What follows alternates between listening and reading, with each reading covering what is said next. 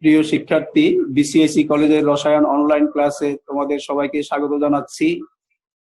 আশা করি কোভিড-19 এই সময়টায় সবাই সুস্থ এবং নিরাপদে আছে। আমরা আজকে আলোচনা করব আলোক সমানুতা নিয়ে। তো তোমাদের একটু তথ্য আমি দিতে যাচ্ছি, সেটি হচ্ছে তোমরা সবাই তোমাদের চ্যাট বক্সে তোমাদের নাম, শাখা এবং রোল নম্বর উল্লেখ করবে, কারণ এটি কিন্তু তোমাদের হাজিরা হিসাবে রেকর্ড থাকবে। আচ্ছা, আমরা এবার তাইলে আলোচনা যাচ্ছি। আলোক সমানুতা, তোমরা বোর্ড লক্ষ্য করো। আলোক সমানুতা ইংরেজিতে বলে কি? Optical isomerism. Optical isomerism. তো আলোক সমানুতা বুঝতে হলে এর আগে তোমাদের দুটা জিনিস জানতে হবে। সেই দুটা জিনিস কি? একটা হচ্ছে অপ্রতিসম কার্বন বা কাইরাল কার্বন কি, আরেকটা হচ্ছে এক সমতলীয় আলো বা তল সমাবর্তিত আলো কি। তো আমি শুরুতে কাইরাল কার্বন বা অপ্রতিসম কার্বন কি সেটি আলোচনা করছি। তোমরা সংজ্ঞাটা শোনো, আমি উদাহরণ দিলে তোমাদের ক্লিয়ার হবে। অপ্রতিসম কার্বন বা কাইরাল কার্বন কি? যখন কোনো জৈব যৌগের অণুতে কোনো কার্বন পরমাণুর সাথে চারটি ভিন্ন পরমাণু বা মূলক যুক্ত থাকে, তখন ওই কার্বন পরমাণুটিকে বলা হয় অপ্রতিসম কার্বন বা কাইরাল কার্বন বা কাইরাল কেন্দ্র, এবং এ ধরনের যৌগকে বলা হয় অপ্রতিসম যৌগ বা কাইরাল যৌগ। আমি আবার বলছি, যখন কোনো জৈব যৌগের অণুতে কোনো কার্বন পরমাণুর সাথে চারটি ভিন্ন পরমাণু বা মূলক যুক্ত থাকে, তখন ওই কার্বন পরমাণুটিকে বলা হয় অপ্রতিসম কার্বন বা কাইরাল কার্বন বা কাইরাল কেন্দ্র, এবং ওই যৌগটিকে বলা হবে কাইরাল যৌগ বা অপ্রতিসম যৌগ। আমি উদাহরণ দিচ্ছি, তোমরা বোর্ড লক্ষ্য করো।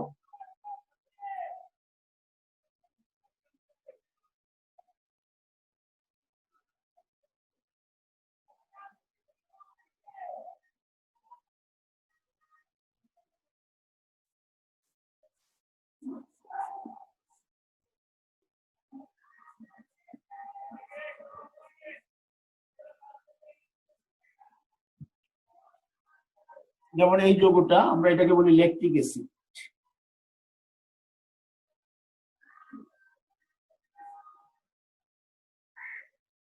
দেখো, এই ল্যাকটিক অ্যাসিডের অণুতে এই কার্বনের সাথে চারটি ভিন্ন পরমাণু বা মূলক যুক্ত আছে। একটি আছে হাইড্রোজেন, একটি কার্বক্সিল মূলক, একটি হাইড্রোক্সিল মূলক, আর একটি মিথাইল মূলক।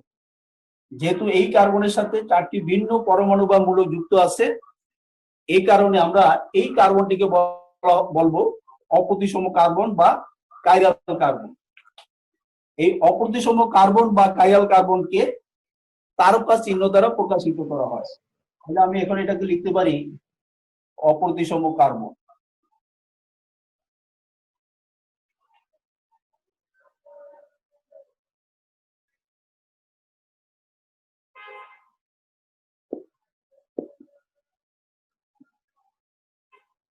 বা কাইরাল কার্বন।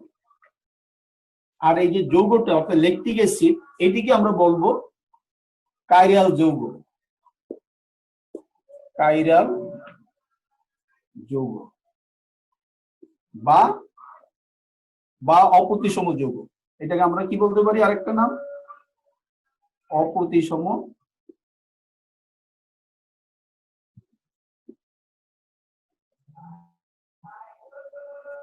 তাহলে এটা অপ্রতিসম যৌগ বা কাইরাল যৌগ।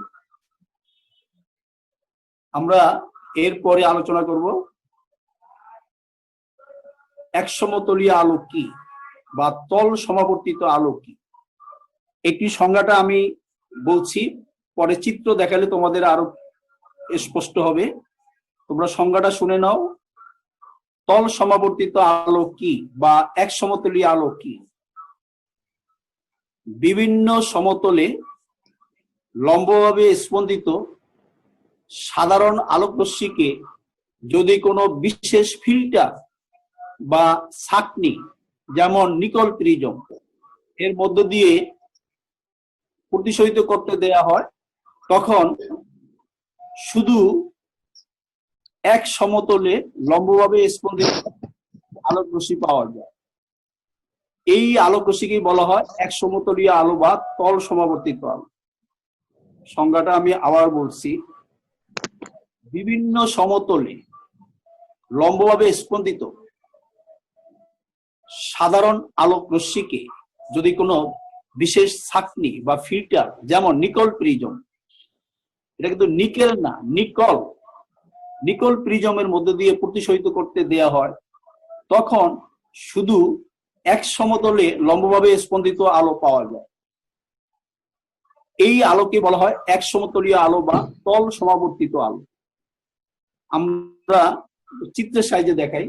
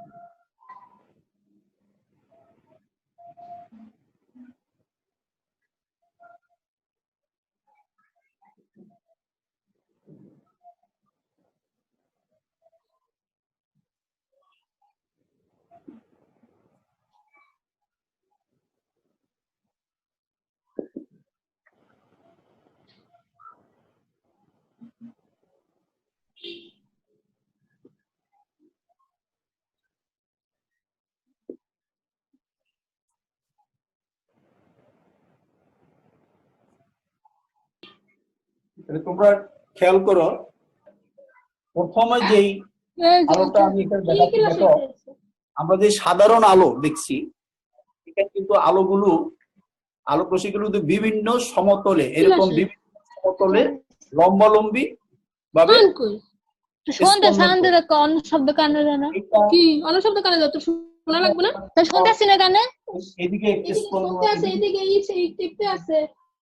এইভাবে বিভিন্ন তলে স্পন্দিত হচ্ছে আলো। এই আলোকে যখন আমরা নিকল প্রিজমের মধ্যে দিয়ে চালনা করি, আমি আগেই বলছি নিকল, এটা কিন্তু নিকেল না, এটা ক্যালসাইট বলা হয়, ক্যালসিয়াম কার্বনেট তৈরি একটা বিশেষ ধরনের প্রিজম। এই প্রিজমের মধ্যে দিয়ে যদি এই বিভিন্ন তলে স্পন্দিত আলোটা, অর্থাৎ সাধারণ আলোকে আমরা চালনা করি, তাহলে দেখা যায় যে শুধু এক তলে, অর্থাৎ এক সমতলে স্পন্দন হয়। এটি হচ্ছে এক সমতলীয় আলো বা তল সমবর্তিত আলো। তাহলে আমরা তল সমবর্তিত আলো কি বা এক সমতলীয় আলো কি, এইটা আমরা বুঝলাম। এখন আমরা আলোক সমানতা কি, আমরা সেই উদাহরণে যাচ্ছি, সেই সংজ্ঞায় যাব।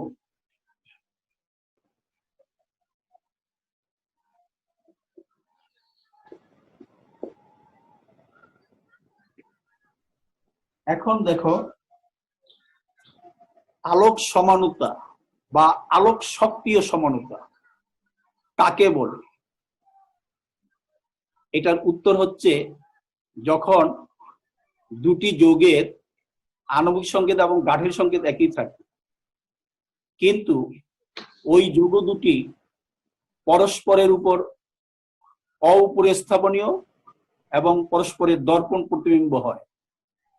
ফলে এদের মধ্যে দিয়ে যখন আমরা তল সমবর্তিত আলো বা এক সমতলীয় আলো চালনা করি, তখন দেখা যায় একটি যৌগ এক সমতলীয় আলোর স্পন্দন তলকে ঘড়ির কাঁটার দিকে বা ডান দিকে আবর্তন করে, এবং আরেকটি যৌগ ঘড়ির কাঁটার বিপরীত দিকে বা বাম দিকে আবর্তন করে। তখন এই যৌগ দুটিকে বলা হয় পরস্পরের আলোক সমাণু বা আলোক সক্রিয় সমাণু, এবং এই ধরনের সমানুতাকে বলা হবে আলোক সমানুতা বা আলোক সক্রিয় সমানুতা। উদাহরণ দিলে তোমাদের এগুলো ক্লিয়ার হবে। আমি সংজ্ঞাটা আবার বলছি। যখন দুই বা দুটি যৌগের আণবিক সংকেত এবং গাঠনিক সংকেত একই থাকে, কিন্তু যৌগ দুটি পরস্পরের উপরে অপরিস্থাপনীয় এবং পরস্পরের দর্পণ প্রতিবিম্ব হয়, এবং এদের মধ্যে দিয়ে এক সমতলীয় আলো বা তল সমবর্তিত আলো চালনা করলে একটি যৌগের ক্ষেত্রে তল সমবর্তিত আলোর তলকে ঘড়ির কাঁটার দিকে বা ডান দিকে আবর্তন করে, অপরটির ক্ষেত্রে ঘড়ির কাঁটার বিপরীত দিকে বা বাম দিকে আবর্তন করে। তখন এই যৌগ দুটিকে বলা হবে পরস্পরের আলোক সমাণু বা আলোক সক্রিয় সমাণু, এবং এ ধরনের সমানুতাকে বলা হবে আলোক সমানুতা বা আলোক সক্রিয় সমানুতা। আমরা উদাহরণ দেই, দেখো।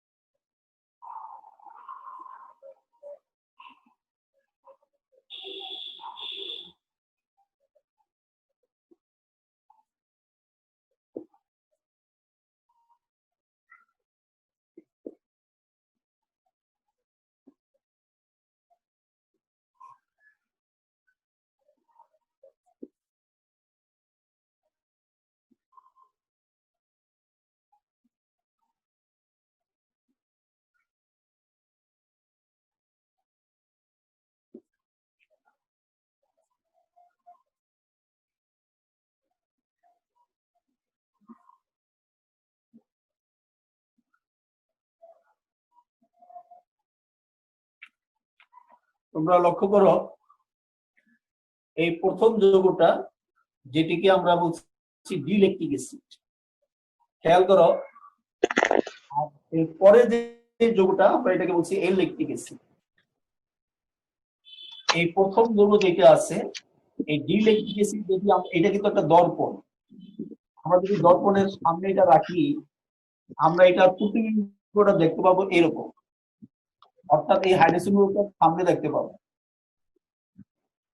এবং এই দুটা যৌগ আমরা যদি পর্যবেক্ষণ করি, আমরা প্রথমত বুঝতে পারলাম যে এই ডিইলেকট্রিক অ্যাসিড এবং ইলেকট্রিক অ্যাসিড এরা পরস্পরের দর্পণ প্রতিবিম্ব। আমরা দেখতে পাচ্ছি এখানে এই হাইড্রোজেনটা এখানে দেখা যাচ্ছে, এখানে মিথাইল গ্রুপটা এদিকে দেখা যাচ্ছে, এরা পরস্পরের দর্পণ প্রতিবিম্ব।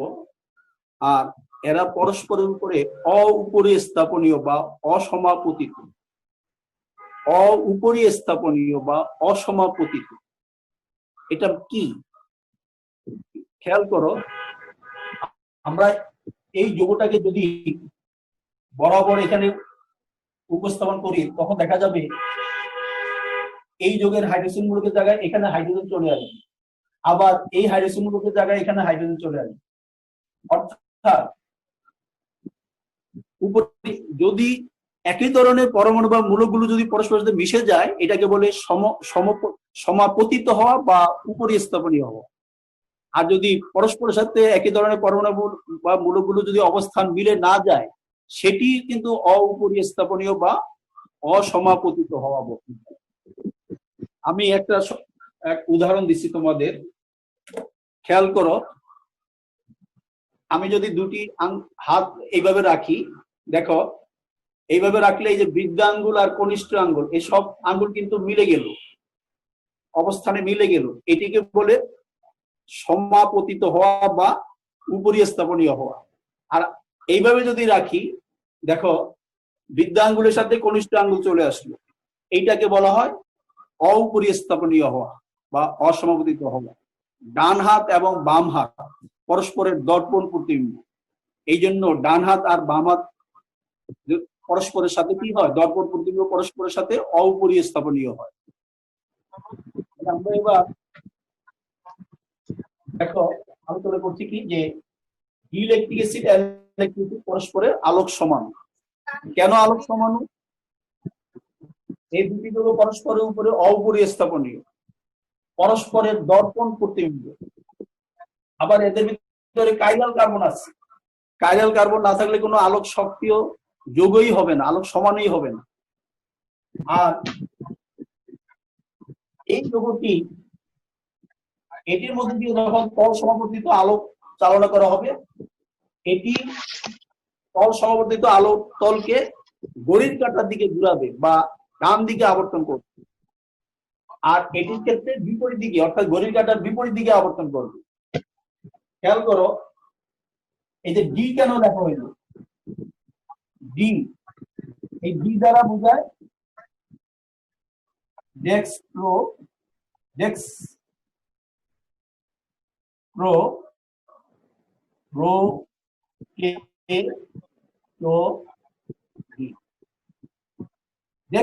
রোটেটরি, বাংলা হইল ডানাবর্ত,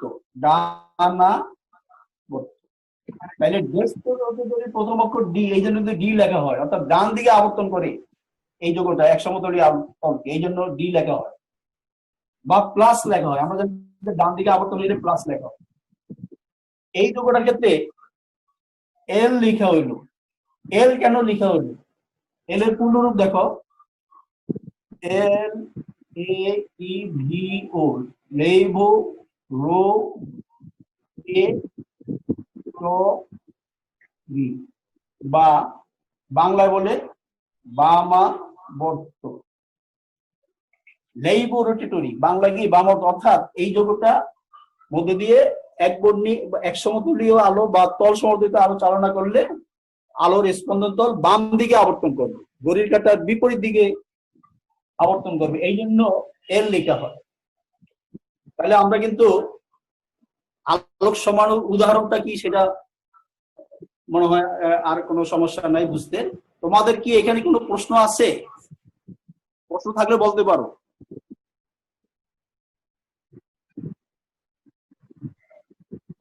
প্রশ্ন নেই? আচ্ছা, আমি এরপরে আলোচনায় যাচ্ছি।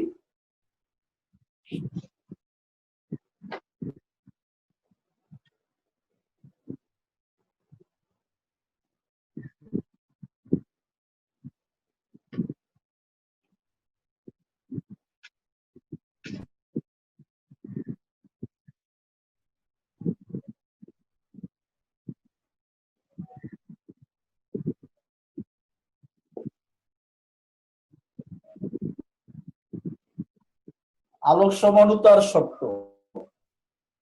আমি এগুলো একটু মুখে বলি, লিখতে গেলে একটু সময়টা বেশি লাগবে। আলোক সমাণু যদি হয়, দুইটা যৌগ পরস্পরের আলোক সমাণু, যেমন আমরা ডি ইলেকট্রিক অ্যাসিড আর ইলেকট্রিক অ্যাসিডকে বলি পরস্পরের আলোক সমাণু। আলোক সমাণু কখন হবে? যেমন তোমরা এর আগের ক্লাসে জ্যামিতিক সমানুতা সম্পর্কে জানছো, জ্যামিতিক সমানুতার শর্ত কি সেটা জানছো। আজকে একই রকম আলোক সমানুতার শর্ত কি, কখন দুটি যৌগ পরস্পর আলোক সমাণু হবে, এই জন্য কোন কোন শর্ত মানতে হবে তোমরা এখন শুনো। আলোক সমানুতা হতে গেলে প্রথম শর্ত হচ্ছে যৌগের অণুতে কাইরাল কার্বন থাকতে হবে, অপ্রতিসম কার্বন থাকতে হবে, যেটি আমরা একটু আগে দেখলাম ডি ল্যাকটিক অ্যাসিড এল ল্যাকটিক অ্যাসিডের ভিতরে কাইরাল কার্বন আছে। 2 নম্বর শর্ত হচ্ছে কি, যৌগ দুটি কনফিগারেশন পরস্পরের অউপরীয় স্থাপনীয় হতে হবে। এটিও আমরা একটু আগে উদাহরণ সহ দেখাইলাম। 3 নম্বর শর্ত কি? 3 নম্বর শর্ত হচ্ছে যৌগ দুটির কনফিগারেশন পরস্পরের দর্পণ প্রতিবিম্ব হবে। সেটিও আমরা একটু আগে দেখলাম, ডি ল্যাকটিক অ্যাসিড এবং এল ল্যাকটিক অ্যাসিড পরস্পরের দর্পণ প্রতিবিম্ব। আরেকটা শর্ত আছে, সেটি হচ্ছে এই যৌগের দুটির ভিতরে কোনো প্রতিসম তল বা প্রতিসম কেন্দ্র থাকবে না। এই প্রতিসম তলটা কি, এটি আমি পরবর্তীতে যখন মেসোযোগের উদাহরণ দিব তখন তোমাদের কাছে এটা ক্লিয়ার হয়ে যাবে। তোমরা এখন জাস্ট জেনে রাখো যে চতুর্থ শর্তটা হচ্ছে আলোক সমাণু হতে গেলে ওই যৌগের ভিতরে কোনো প্রতিসম তল বা প্রতিসাম্য তল বা প্রতিসাম্য থাকবে না। আমরা এবার এনানসিওমার নিয়ে আলোচনা করব।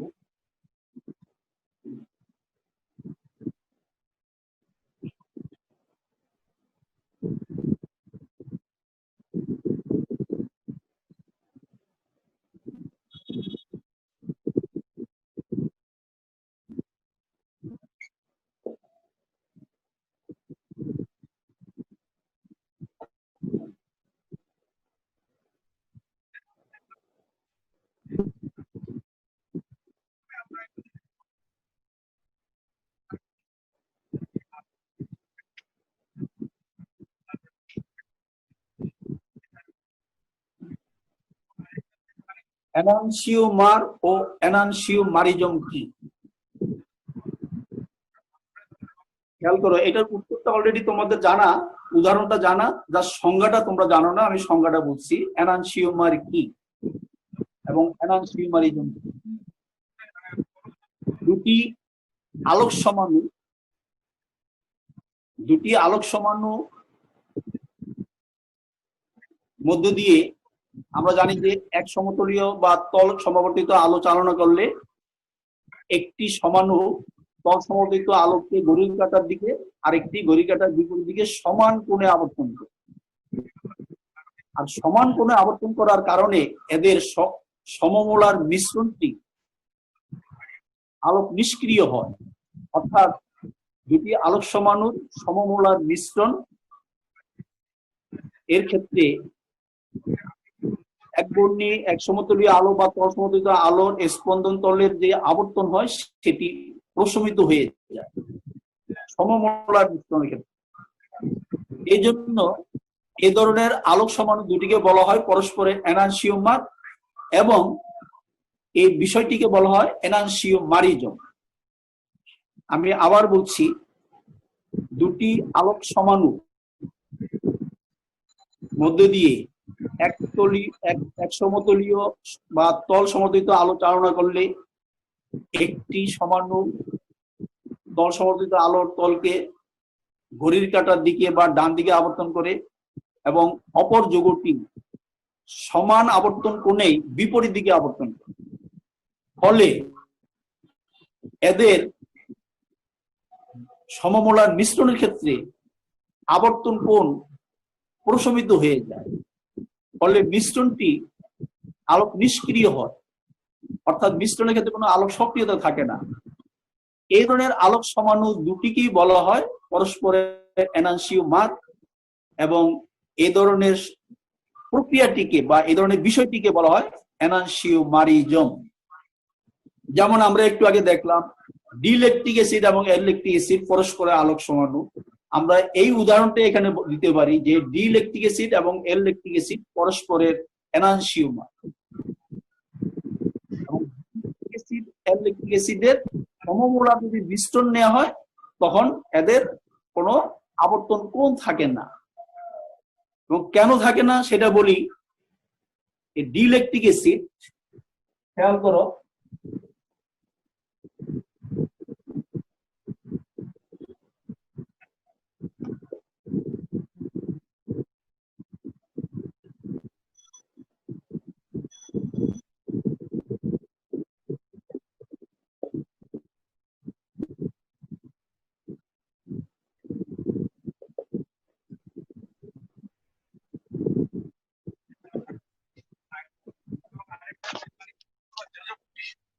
বা যোজক কণা। এই রক্ত হচ্ছে তরল যোজক কণা। আমরা তাহলে রক্ত কি যদি বলতে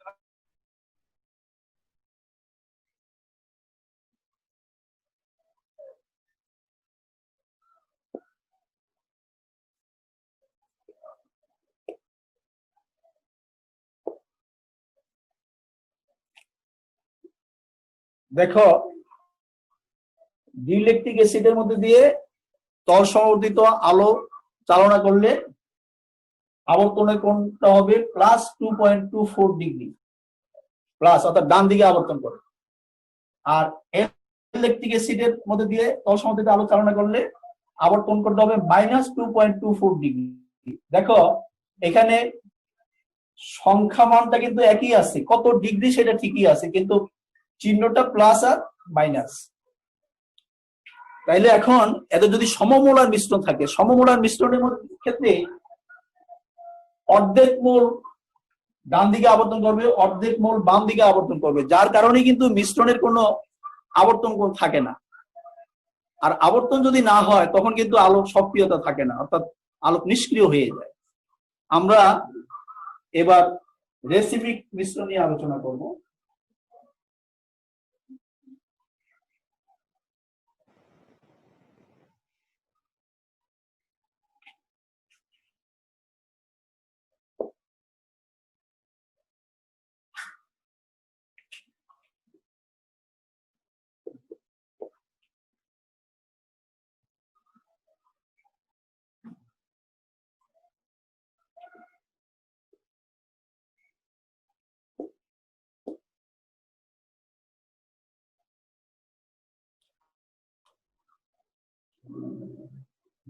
রেসিমিক মিশ্রণ ও রেসিমিকরণ এটা কি? দুটি এনানসিওমার যেহেতু তল সমবর্তিত আলোকে সমান আবর্তন কোণে পরস্পর বিপরীত দিকে আবর্তন করে, ফলে দুটি এনানসিওমারের সমমোলার মিশ্রণের ক্ষেত্রে তল সমবর্তিত আলোর স্পন্দন তলের আবর্তন মাত্রা প্রশমিত হয়ে যায়। অর্থাৎ দুটি এনানসিওমারের সমমোলার মিশ্রণের মধ্যে দিয়ে তল সমবর্তিত আলো চালনা করলে মিশ্রণটি আলোক নিষ্ক্রিয় হয়ে পড়ে, মিশ্রণের আলোক সক্রিয়তা থাকে না। এই কারণে দুটি এনানসিওমারের সমমোলার মিশ্রণকে বলা হয় রেসিমিক মিশ্রণ। অর্থাৎ আমরা সংক্ষেপে বলতে পারি দুটি এনানসিওমারের সমমোলার মিশ্রণকে রেসিমিক মিশ্রণ বলা হয়, এবং এই প্রক্রিয়াটিকে বলা হয় রেসিমিকরণ। আমি আবার বলছি, দুটি এনানসিওমারের মধ্যে দিয়ে যখন তল সমবর্তিত আলো চালনা করা হয়, তখন একটির ক্ষেত্রে তল সমবর্তিত আলোর আবর্তন মাত্রা বা আবর্তন কোণ অপরটির ক্ষেত্রে আবর্তন কোণের সমান হয়, কিন্তু বিপরীত দিকে ঘূর্ণন হয়। ফলে দুটি এনানসিওমারের সমমোলার মিশ্রণের কোন ক্ষেত্রে তল সমবর্তিত আলো বা এক সমতুল্য আলোর কোনো স্পন্দন তলের ঘূর্ণন হয় না, অর্থাৎ এক্ষেত্রে কোনো আলোক সক্রিয়তা থাকে না, মিশ্রণটি আলোক নিষ্ক্রিয় হয়ে যায়। এই কারণে দুটি এনানসিওমারের সমমোলার মিশ্রণকে রেসিমিক মিশ্রণ বলে। তোমরা কিন্তু সংক্ষেপে এটুকু লিখলেও নম্বর পাবে পরীক্ষায়, যে দুটি এনানসিওমারের সমমোলার মিশ্রণকে রেসিমিক মিশ্রণ বলে। আর এই প্রক্রিয়াটিকে বলা হয় রেসিমিকরণ। এখন রেসিমিক মিশ্রণকে কিভাবে প্রকাশ করা হয়?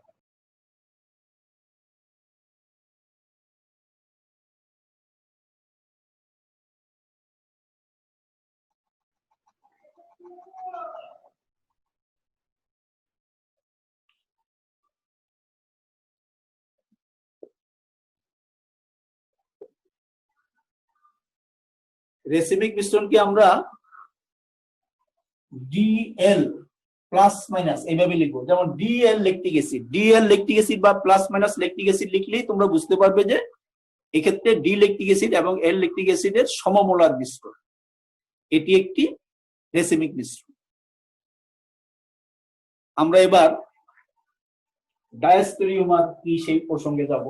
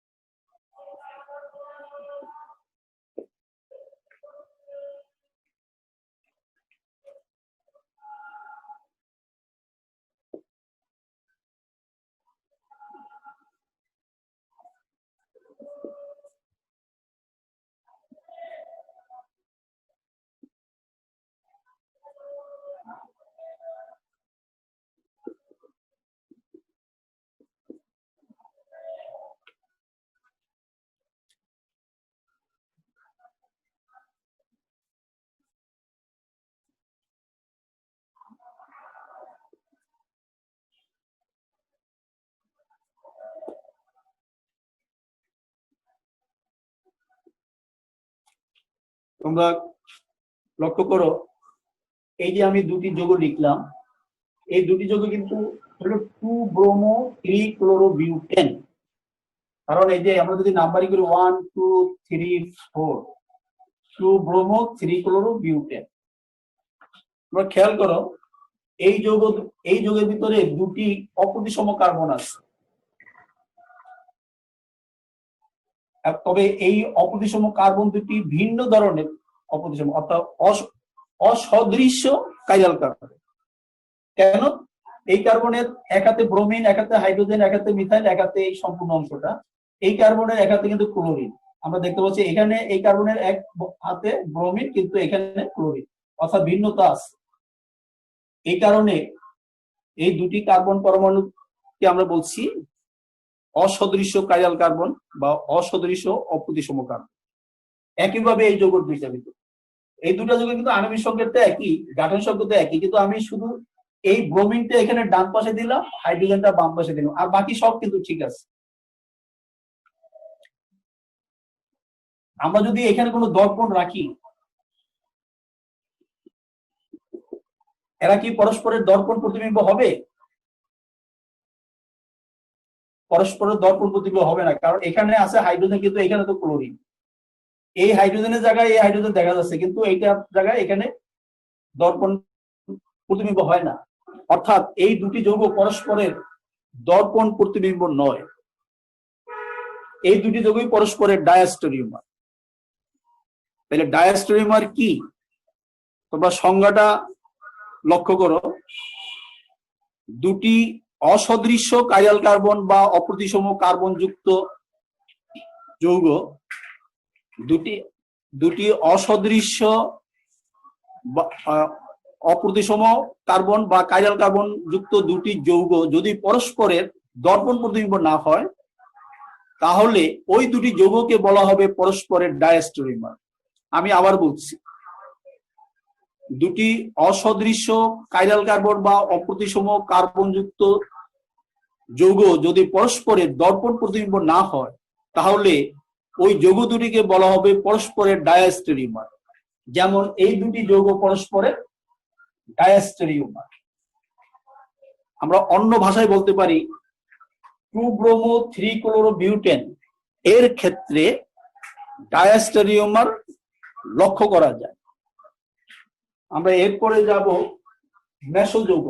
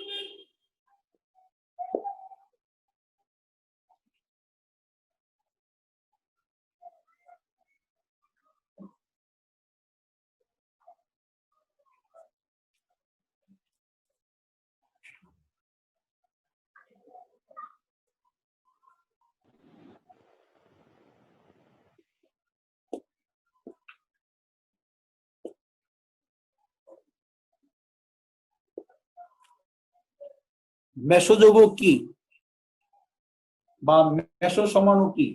তোমরা একটু সংজ্ঞাটা খেয়াল করো। যখন কোন যৌগে দুটি সদৃশ্য কাইরাল কার্বন বা অপ্রতিসম কার্বন পরমাণু থাকে, ফলে ওই যৌগের এক অর্ধাংশ অপর অর্ধাংশের উপরে অপরিস্থাপনীয় হয় এবং পরস্পরের দর্পণ প্রতিবিম্ব হয়, এবং ওই যৌগের মধ্য দিয়ে তল সমাবর্তিত আলো চালনা করলে এক অর্ধাংশ কর্তৃক আবর্তন মাত্রা অপর অর্ধাংশ কর্তৃক আবর্তন মাত্রাকে প্রশমিত করে দেয়, ফলে যৌগটি আলোক নিষ্ক্রিয় হয়। এই ধরনের যৌগকে বলা হয় মেসো যৌগ বা মেসো সমাণু, যেমন মেসো টার্টারিক অ্যাসিড। আমি আবার বলছি, কোন যৌগের মধ্যে যদি দুটি সদৃশ্য কাইরাল কার্বন থাকে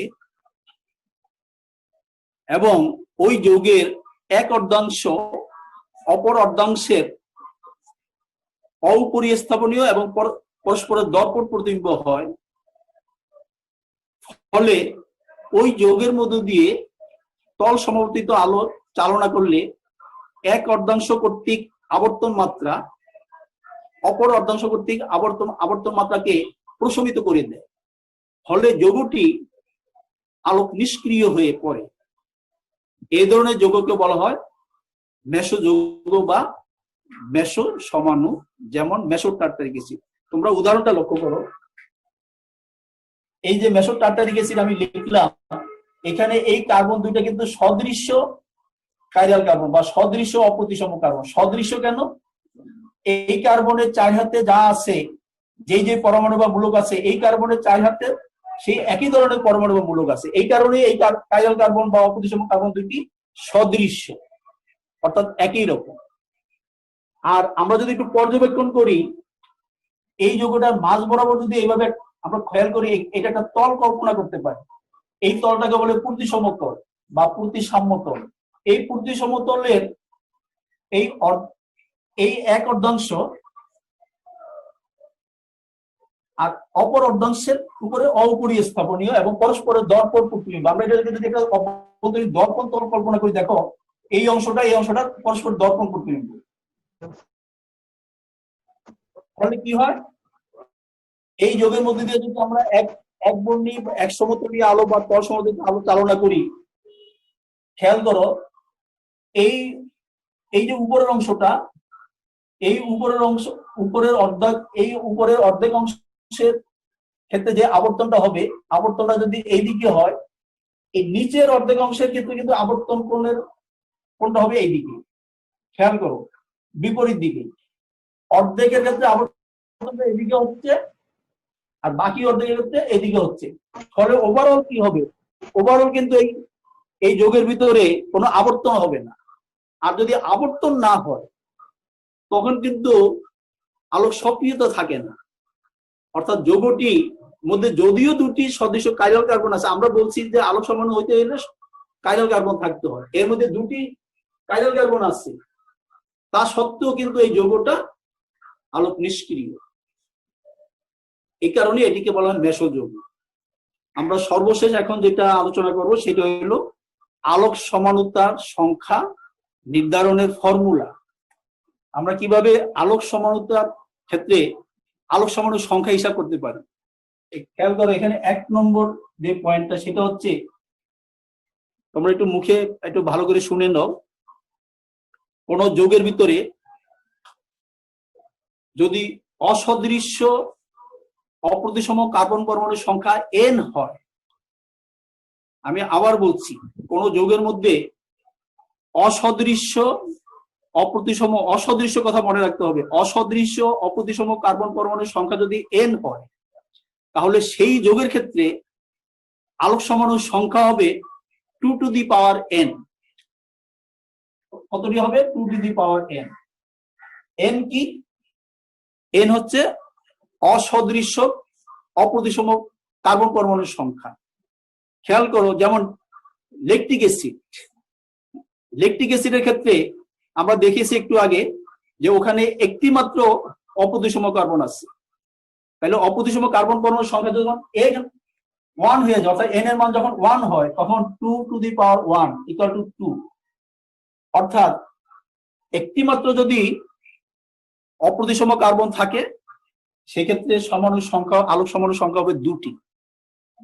যদি 2টি অসদৃশ্য কার্বন পরমাণু থাকে, 2টি, যেমন আমরা একটু আগে দেখলাম 2-ব্রোমো-3-ক্লোরোবিউটেন, ওই যৌগে 2টি অসদৃশ্য কাইরাল কার্বন পরমাণু, যেটা ডায়াস্টোরিমারের আমি উদাহরণ দিলাম, সেই ক্ষেত্রে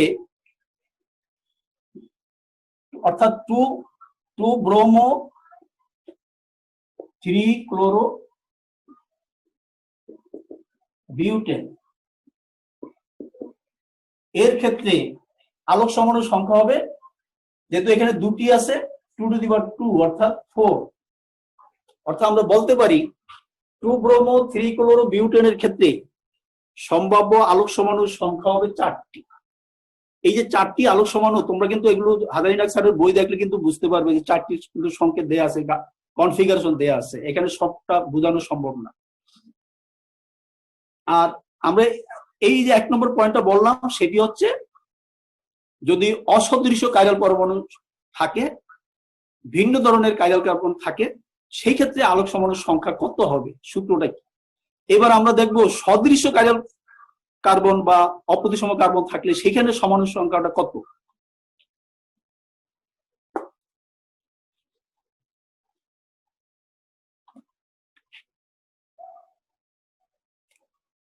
আমি মুখে বলছি, লিখতে গেলে সময় লাগবে।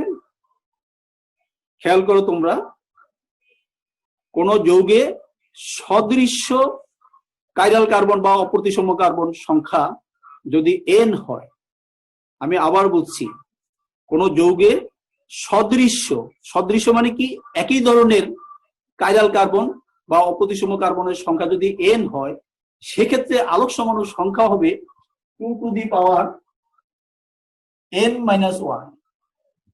কত? 2⁻n-1। এখানে n কত? n সমান 2, 4 ইত্যাদি জোড় সংখ্যা।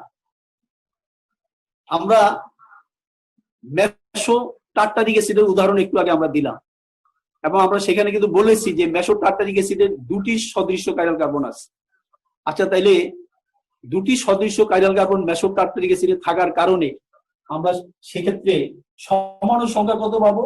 2⁻2-1 ইকুয়াল টু 2⁻1 ইকুয়াল টু 2। তাহলে আমরা বলতে পারি মেসো টার্টারিক অ্যাসিডের ক্ষেত্রে, মানে এটা আসলে এক্ষেত্রে মেসো না বলে বলতে হবে যে টার্টারিক অ্যাসিডের ক্ষেত্রে, টার্টারিক অ্যাসিডের ক্ষেত্রে আমরা বলতে পারি যে আলোক সমাণুর সংখ্যা হচ্ছে 2টি। আলোক সমাণুর সংখ্যা কতটি? 2টি। আর মেসো সমাণু যেটা বা মেসো যৌগ, সেই সংখ্যা কত? দেখো, মেসো সমাণু বা মেসো যৌগের সংখ্যার ফর্মুলা হচ্ছে এইটা, 2⁻n-2/2। খেয়াল করো, n হচ্ছে সদৃশ্য কাইরাল কার্বন বা অপ্রতিসম কার্বন পরমাণুর সংখ্যা। আমরা এখন দেখবো টার্টারিক অ্যাসিডের ক্ষেত্রে মেসো সমাণু, আমি আবার বলছি এটা কিন্তু আলোক সমাণুর সূত্র, এটা হচ্ছে মেসো সমাণুর সূত্র। তোমরা হাজারিনাগের বই দেখবে, আর আমি লেকচার শিটটা তোমাদের গুগল ক্লাসে আজকে দিয়ে দিব, তখন কিন্তু এগুলো তোমরা বিস্তারিত দেখতে পাবে। দেখো, তাহলে এখানে সংখ্যাটা হবে কত? n কত? 2 2-2 ইকুয়াল টু 2 এটা 0 হয়ে যায়, সামথিং টু দি পাওয়ার 0 মানে কত? 1। অর্থাৎ তাহলে আমরা বুঝতে পারলাম টার্টারিক অ্যাসিডের ক্ষেত্রে মেসো সমাণুর সংখ্যা হচ্ছে 1, টার্টারিক অ্যাসিডের ক্ষেত্রে আলোক সমাণুর সংখ্যা হচ্ছে কত? 2। তাহলে এই নিয়ে আলোক সমাণুতা শেষ হয়ে গেল। তোমাদের কি কোনো প্রশ্ন আছে? থাকলে আমাকে বলতে পারো।